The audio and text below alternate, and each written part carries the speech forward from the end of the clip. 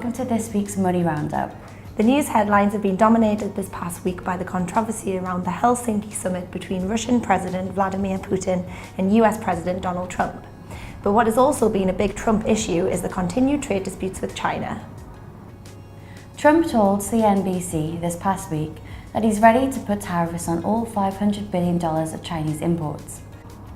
Neither the Chinese Commerce Ministry or Foreign Ministry has issued any statement to Trump's latest threat.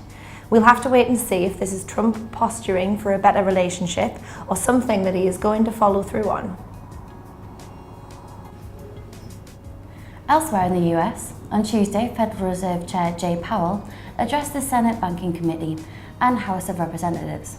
He used the event to report on monetary policy and the current US economic condition and outlook. Powell delivered an upbeat assessment of the US economy, noting an improved job market with an average of 215,000 new jobs created each month in the first half of this year.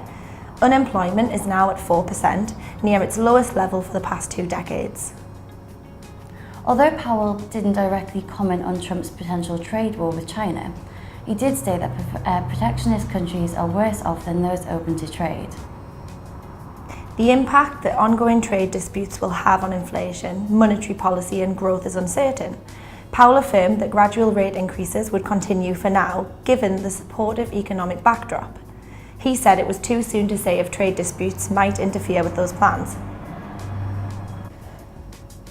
Over in China, GDP growth released last Monday showed a figure of 6.7%. This would be great for most economies, but in China it seems pedestrian. Just 10 years ago, there was a growth of 11.5%. Still, on balance, the growth level in the most recent quarter is healthy and no longer being fueled by debt. Growth is arguably built on sounder foundations.